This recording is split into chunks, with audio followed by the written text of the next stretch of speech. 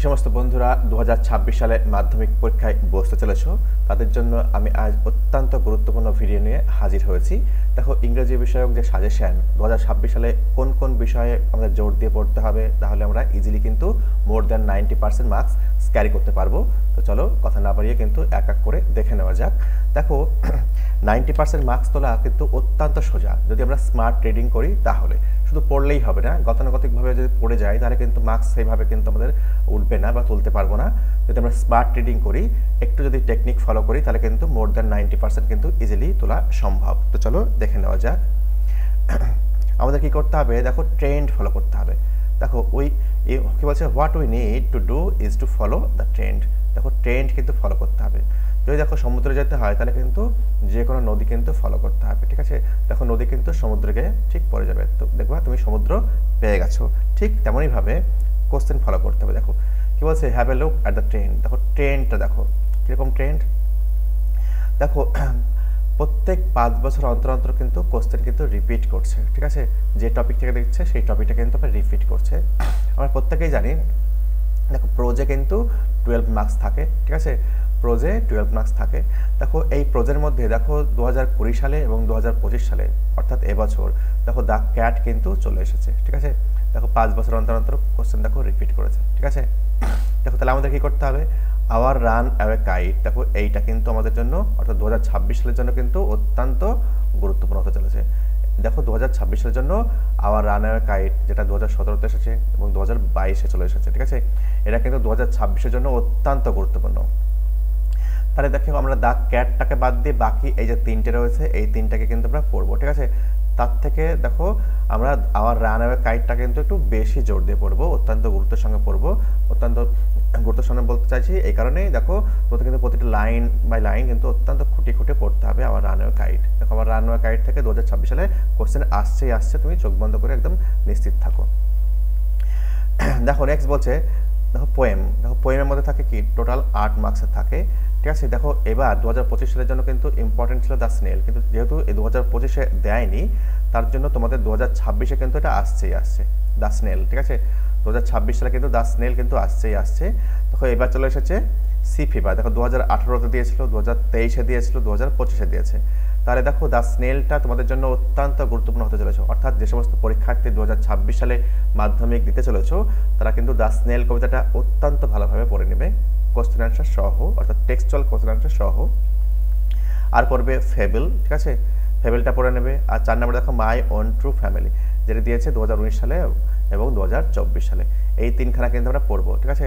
তাহলে কি পড়বো, দ্য স্নেল পড়বো, ফেবল পড়বো এবং মাই ওন ট্রু ফ্যামিলি, এই তিনটা কবিতা কিন্তু ভালো করে পড়বো। তার মধ্যে দ্য স্নেল কবিতাটা অত্যন্ত ভালো করে পড়বো, যেহেতু এবার তোমাদের মাধ্যমিক 2026-এ আসছে। চলো পরেরটা দেখে নেওয়া যাক। দেখো রাইটিংয়ের ক্ষেত্রে, দেখো রাইটিংয়ের ক্ষেত্রেও আমরা ট্রেন্ড কিন্তু ফলো করতে পারছি। কীরকম, দেখো রাইটিং কনসিস্ট অফ দেখো 30 মার্কস, ঠিক আছে। দেখো তিনখানা কোশ্চেন দেওয়া থাকবে, টোটাল 10 এভাবে কিন্তু টোটাল 30 মার্কস থাকবে। দেখো 2017 সালে দেখো স্টোরি এসেছিল, ইনফর্মাল লেটার এসেছিল, প্রসেস এসেছিল। দেখো 2018 দেখো কি এসেছে, স্টোরি আসেনি কিন্তু রিপোর্ট এসেছে।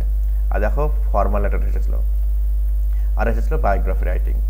2019-এ দেখো স্টোরি এসেছিল, দেখো 1 বছর পরে রিপিট করছে। এবার এসেছিল ফর্মাল লেটার এবং নোটিশ এসেছিল, ঠিক আছে। নেক্সট দেখো 2020 সালে দেখো স্টোরি আসেনি, রিপোর্ট এসেছে। দেখো 1 বছর অন্তর অন্তর দিচ্ছে। তারপরে এসেছে ইনফর্মাল লেটার আর দিচ্ছে প্যারাগ্রাফ। দেখো 2021-এ কোভিডের জন্য কিন্তু কোনো এক্সামিনেশন হয়নি। 2022-এ দেখো স্টোরি এসেছে, দেখো রিপিট করছে না কিন্তু চেঞ্জ করছে, হ্যাঁ 1 বছর অন্তর অন্তর। দেখো ইনফর্মাল লেটার এসেছে, দেখো নোটিশ এসেছে। নোটিশটা খেয়াল করে 1 বছর পরে দিয়েছে। নেক্সট দেখো 23-এ বায়োগ্রাফি দিয়েছে, ফর্মাল লেটার দিয়েছে। দেখো ইনফর্মাল আগের বছর দিয়েছিল 2022-এ, কিন্তু 23-এ কিন্তু ফর্মাল দিয়েছিল, আর দিয়েছিল প্যারাগ্রাফ রাইটিং। দেখো 1 বছর পর দিচ্ছে।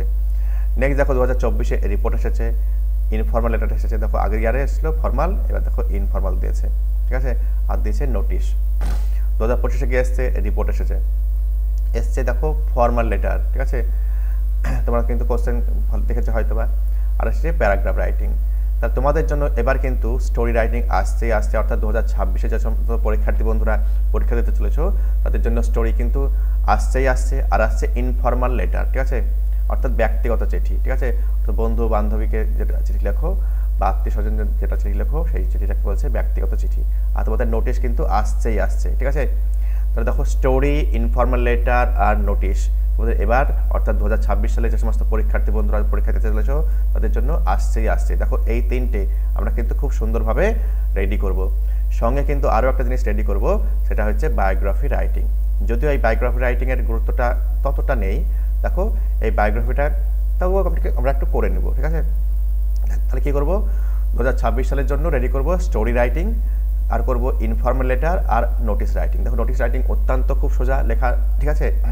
এই তিনখানা কিন্তু আমরা অত্যন্ত গুরুত্ব দিয়ে কিন্তু শিখবো, ঠিক আছে। তাহলে দেখবা আমরা কিন্তু মোর দেন 90% পাবো। দেখো সঙ্গে আমাদের আরও শিখতে হবে, দেখো মার্কস ক্যারি করতে গেলে কিন্তু দেখো গ্রামারের গুরুত্ব কিন্তু অপরিসীম, ঠিক আছে। গ্রামার পোর্শনে কিন্তু আমাদের 20 মার্কস থাকে, এটা কিন্তু ভুললে চলবে না। দেখো এখানে কিন্তু 20তে আমাদের 20 পাওয়া যায়, ঠিক আছে। দেখো প্রথমে কি থাকে, দেখো 4-এর দাগে কি বলছে, write the correct alternatives of the verbs to fill the blanks. দেখো কারেক্ট অল্টারনেটিভ, ভার্বের সঠিক যে অল্টারনেটিভ সেটা কিন্তু আমাদের ফিল আপ করতে হয়, সেটা কিন্তু এক এক করে 3 থাকে। নেক্সট বলছে দেখো fill in the blanks with appropriate article and preposition. দেখো আর্টিকেল প্রিপোজিশন থেকেও 3 মার্কস থাকে। দেখো ডু অ্যাজ ডাইরেক্টেড, মানে তোমাদের করতে দেওয়া হয়, যেমন বলা হচ্ছে তেমন করতে দেওয়া হয়, 3 মার্কস থাকে। আর দেখো কি বলা আছে 5-এর সিতে choose the correct phrasal verb. দেখো কারেক্ট ফ্রেজাল ভার্ব চুজ করতে দেওয়া হয়, এটাতে 3 থাকে এক এক করে। নেক্সট কি থাকে, দেখো আনসিন থেকে তোমাদের কিন্তু ওয়ার্ড চুজ করতে দেওয়া হয়, ঠিক আছে, সেখানে কিন্তু 8 মার্কস থাকে। বোঝা গেল, এই হচ্ছে নাম্বারের ব্রেকআপ। আশা করি তোমরা এটা বুঝতে পেরেছো। দেখো এইগুলি কিন্তু রেডি করলেই কিন্তু মোর দেন 90% পাওয়া কিন্তু খুবই সোজা, ইজিলি কিন্তু তুমি পেতে পারবে, ঠিক আছে, কোনো সমস্যা হবে না। দেখো যদি ভিডিওটা তোমাদের ইনফরমেটিভ বলে মনে হয় থাকে তাহলে একটি লাইক দিও এবং চ্যানেলটিকে সাবস্ক্রাইব করে অবশ্যই তুমি আমার পাশে থেকো, ঠিক আছে। ভালো থেকো, সুস্থ থেকো।